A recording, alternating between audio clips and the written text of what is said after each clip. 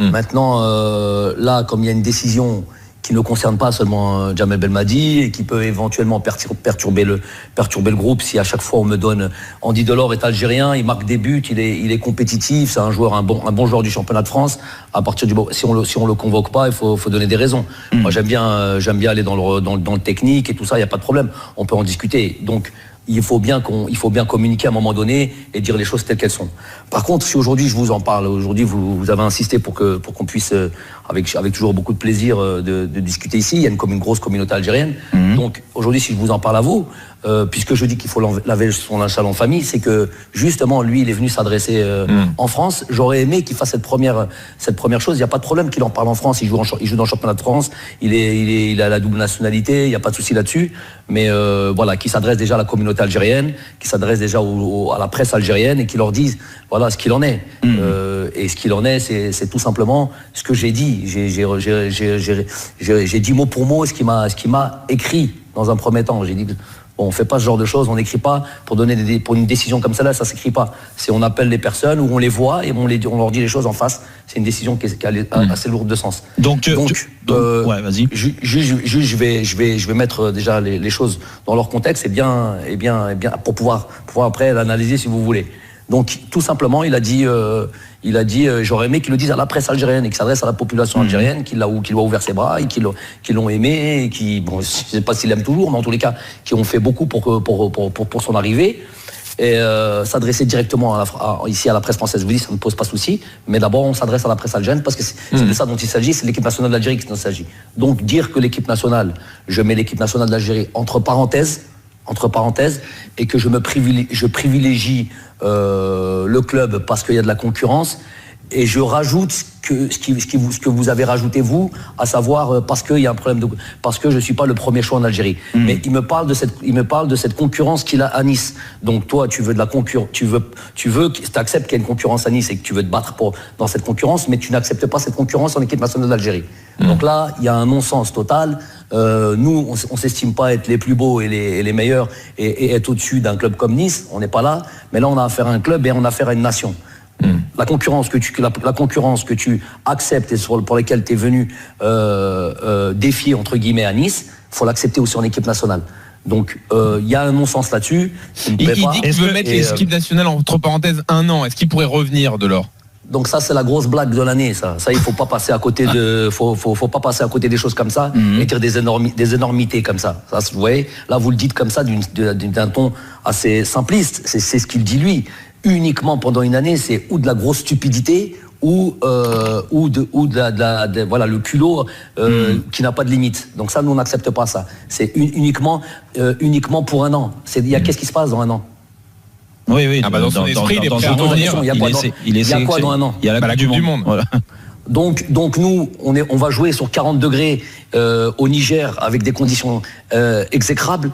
On va se taper pour toute l'Afrique pendant toute cette campagne de qualification qui est un petit peu quasi l'enfer. Hein. Il y a beaucoup de joueurs en Europe qui pourraient pas jouer là-bas, qui pourraient pas jouer dans notre continent. Et quand tout est fait, quand tout est réglé, le monsieur revient comme une petite petite mariée comme ça là, et vient et c'est bon, je suis dispo maintenant. Ouais, ça faut la faire. Donc ça veut dire ça c'est doublement nous manquer de respect. Moi j'ai compris. Djamel, ça veut dire que c'est fini pour lui. Non, mais moi, je suis pas éternel en équipe nationale d'Algérie. Oui, en tout cas, avec vous, c'est fini. Avec vous, ça paraît compliqué. Mais moi, je veux pas qu'on aille. Après le raisonnement tient la route. Vous comprenez ce que je vous dis quand même. Bien sûr. Ça, vous les joueurs, que ce soit Eric. Tiens, je te passe aussi. Je vais passer tout le bonjour. Je passe spécialement aussi à Eric, qui a été mon directeur sportif. Donc, Eric, toi en tant que joueur, toi Jérôme en tant que joueur, est-ce que tu peux l'accepter ça? Non, c'est clair. Ça tient la route. Joueur algérien.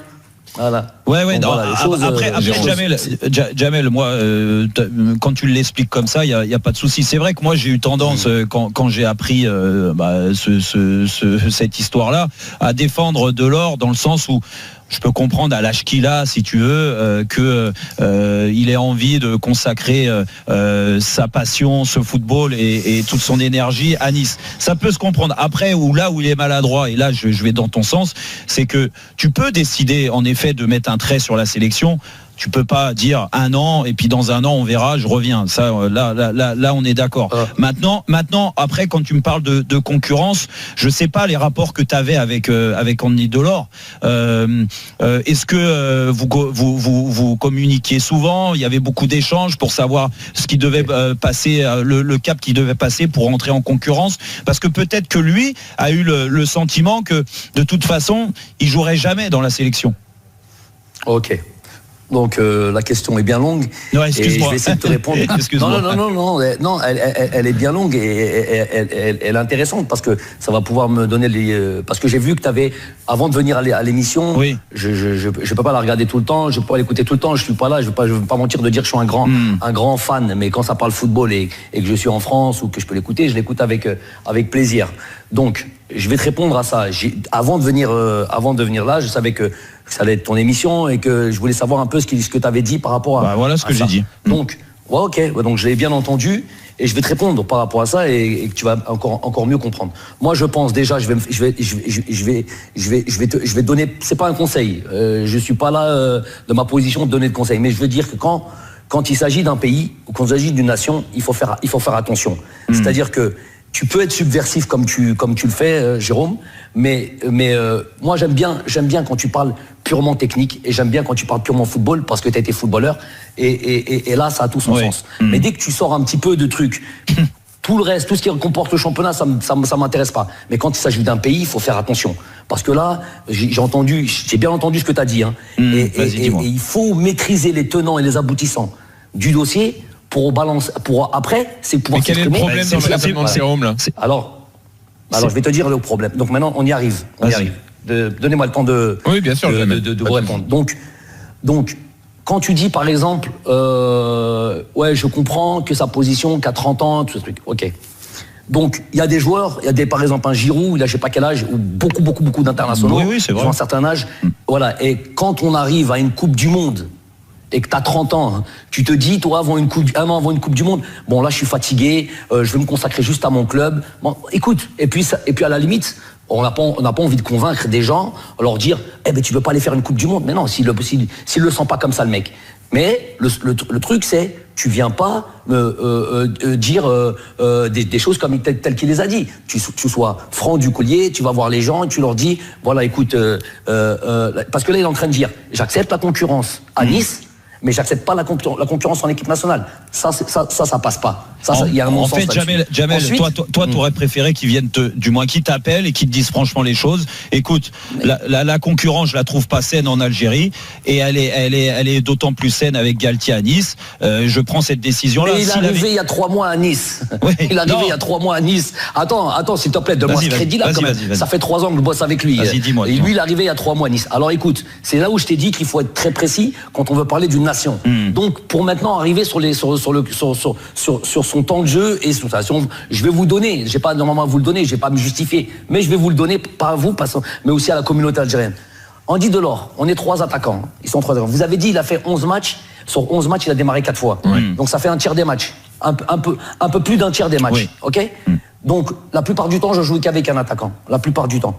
Et il y en a 3, il y a Bardad Bounedjah, il y a Islam Slimani et il y a Andy Delors. Donc si on partage le temps, ils ont quasiment à peu près le même temps de jeu. Après, avant ça, il y a eu une CAN. Il a débarqué le jour de la CAN, quasiment. Le jour de la CAN. Il est venu un cadeau du ciel. Donc, quand tu dis, par exemple, il m'a rendu service ou il nous a rendu service à la CAN, Jérôme, tu te trompes complètement de trucs. On lui a rendu service, peut-être. Et moi, j'ai même pas envie de dire qu'on lui a rendu service. Il est venu, il a fait des pieds et des mains pour arriver en équipe nationale. Il a fait des vidéos de partout. Il a été faire ses papiers de partout, de tout seul. Jusqu'à la dernière seconde, le gars, il nous a pas lâchés. Donc, ne jamais dire qu'il est venu nous rendre service. Jérôme, non, mais Jamel, j'ai jamais dit qu'il vous avait rendu service à la CAN. Hein. Ah, eh ben alors ça... non, attends, Jérôme. Va réécouter Au moment où tu parles d'Andy, on va voir ce que tu as dit par rapport à ça. Alors, tu as dit qu'il nous a rendu service et maintenant qu'on le veut plus. Mais non, mais pas à la CAN, Jamel. Alors c'est où alors? Non, alors c'est où? En sélection. En sélection, il n'y a pas que la CAN. Il nous a rendu service. Alors attends, Jamel, ce que je vous propose, c'est de rester encore avec nous quelques minutes. On parle pas comme ça. On dit pas il nous a rendu service. On doit absolument s'interrompre. Oui, Jamel, il y a des gros salaires à payer comme d'habitude. On vous reprend dans une seconde, Jamel. Merci beaucoup en tout cas pour votre franchise. On a encore d'autres aspects. On voulait pas faire que l'interview sur Andy Delors, donc il y a d'autres aspects à aborder. Restez avec nous encore quelques minutes dans Roten sans flamme et Julien Cazard arrivera à 19h. À tout de suite. RMC 18h20. Ton cœur, Nico. Jamel, il est vrai, il est sincère, il est dur aussi et il est franc, tu vois. Et il a un vrai caractère et par rapport à la situation, ouais, je comprends le jugement du sélectionneur, tu vois. Après, pour le joueur en lui-même, quand il fait ce genre de déclaration, il faut qu'il accepte les conséquences. Ouais, les conséquences pour sa nation, c'est sûr que déjà avec Jamel, c'est mort. Mais en plus de ça, avec le peuple algérien, c'est aussi mort. Ça va être tu ne peux pas revenir au bout d'un an. Et quand tu connais en plus le peuple algérien, c'est sûr qu'ils vont lui mettre des barres de fer s'ils le voient. Donc, Pascal Olmeta. Ouais. Nico et Jamel, bonjour. Bonjour. Ouais, Jamel, je t'ai écouté et crois-moi, je suis resté bouche bée parce que ton discours m'a fait beaucoup plaisir. Ça a été clair. Et tu as 100% raison, que ça soit pour Andy ou pour un autre joueur. Tu peux pas comparer ton championnat avec les sélections, les pays, un peuple qui a le sang chaud, un peuple qui vibre, qui vit pour le football. Il y a le cœur là qui rentre. Le cœur, mais tout ce qui va avec. Et c'est pas je viens dans un an si j'ai envie. Non. Pour n'importe quel joueur, la sélection est importante. Le coach est important. Et moi, le premier, j'aurais tout donné pour avoir une sélection. J'en ai eu grâce à Michel Platini à l'Euro. Mais voilà, je voulais te remercier, Jamel, pour ton discours et ta clarté. Alors, j'ai une dernière question sur cette affaire, Jamel. Est-ce que vous en voulez au club de Nice? Et est-ce que vous avez eu la confirmation qu'il demanderait à certains des joueurs, sans que ce soit écrit quelque part, mais de ne pas faire la Coupe d'Afrique des Nations? Ouais, sans faire la balance, pour parler crûment un peu, j'ai parlé avec le directeur sportif qui m'a appelé, c'est lui qui m'a appelé. Donc Julien Fournier. On a parlé, il m'a dit nous on le dit à nos joueurs, on m'a dit même Youssef Attal, on le a dit alors qu'il est déjà là, il est déjà en sélection, il lui a dit nous alors on souhaiterait que tu n'ailles pas en sélection, que ce soit Youssef Attal ou que ce soit Lemina qui joue pour la sélection du Gabon. Donc il a au moins ce mérite d'être clair. Bon après il n'a pas le droit puisque c'est la FIFA, mais là c'est une date FIFA. Mais ils l'auront dit. Je lui ai dit sur le plan éthique, c'est dégueulasse pour moi ce que vous faites parce que vous respectez pas les pays et les sélections et le continent africain. Après si c'est que oral et que truc, vous faites ce que vous voulez. Mais en tous les cas, sur le plan éthique, j'aime pas ce que vous faites. Ouais, non, mais ça, t'as totalement raison là-dessus. Et là, encore une fois, et moi je finirai là-dessus pour clôturer le dossier de Andy Delors. On peut imaginer, en se mettant à la place du joueur, qu'il signe le contrat de sa vie à Nice, parce que on va pas se leurrer, il a 30 ans, sa carrière elle est faite, il reste pas beaucoup de choses. Je pense que ça a joué aussi dans la décision qu'il signe à Nice, le fait d'avoir ce discours-là de la part des dirigeants niçois en disant attention, tu signes là, mais on n'a pas envie que tu fasses la Coupe d'Afrique. On n'a pas envie que tu ailles tout le temps te fatiguer en Algérie. Ouais, et c'est possible. Mais Jérôme, le cœur, la nation, le pays compte plus que tout. Oui, non mais Pascal, c'est encore une la main sur le cœur. Vas-y, Jamel. Excusez-moi de vous couper parce que il y a eu Islam Slimani qui a eu la même exact. Vous savez qu'Islam Slimani était demandé par Nice. Oui. Donc ça c'est officiel. Julien Fournier. Donc il doit proposer la même chose, Julien Fournier, à Islam Slimani. Il lui a dit même pas en rêve. Oui. Voilà. Non, mais c'est poids, deux mesures. T'as raison. Après, chacun met son implication et son amour pour son pays au curseur où il le place où ils veulent. Voilà où il le place Islam et voilà où il le place Andy. Tout simplement, il n'y a même pas besoin de faire trop de discussions. Moi, si Andy n'était pas venu vous en parler, il n'est pas venu en parler en France, je vous en parlerai pas aujourd'hui. On aurait bien parlé d'autre chose, j'en parle. Il est venu en parler ici, je réponds à ce qui est. D'accord. Ok, Jamel, là, pour finir sur une note un peu plus positive quand même que ce conflit avec Andy Delors. Tu t'étonnais à un objectif. Bon, déjà, l'objectif, c'est forcément de qualifier l'Algérie à la Coupe du Monde. Voilà. Mais après la Coupe du Monde, ça fera 4 ans que tu es à la tête de la sélection. Moi, t'as fait des grandes choses. Est-ce que t'aurais pas envie de connaître, d'être entraîneur de club au quotidien avec un club? T'en as la possibilité maintenant, non? Bah écoute, déjà c'est bien que tu dises lorsque tu seras qualifié, parce que déjà on a, comme tu l'as dit, le mois prochain on a un match important contre le Burkina. Ils ont des joueurs qui jouent en Europe, des bons joueurs. C'est pas une équipe facile. Après il y a le match du barrage au mois de mars. Tu peux tomber le Cameroun, tu peux tomber la Côte d'Ivoire, tu peux tomber le Ghana, tu peux tomber l'Afrique du Sud. C'est bref, pas gagné, tout sauf un match facile. Donc c'est pas gagné. Mais si on mérite. Et si on doit aller dans cette Coupe du Monde là, ce qui est sûr, c'est qu'on va avoir de l'ambition, ça c'est sûr et certain. Là où ça va nous emmener, je sais pas. Et après cette Coupe du Monde, c'est tellement loin, c'est tellement truc. Je suis totalement impliqué avec mon pays, mon équipe nationale, qu'il y a le temps de voir ce qu'on fera après. Pas aller plus loin. Si on mérite d'y être. Il n'y a pas de match facile. J'ai pas été plus loin. Merci beaucoup, Jamel Belmadi. Bonne chance. Merci, Jamel, en tout cas. Merci à vous tous, les gars. Et puis merci, Nico, aussi. Pas de soucis. Merci à vous, les gars. Merci. Nico, à bientôt, Inch'Allah. À bientôt. Ciao. Ça nous fait bizarre, nous on est habitué à Didier Deschamps là, comme sélectionneur. Là, un discours comme ça, comme celui de Jamel, là, il a fallu se mouiller un peu.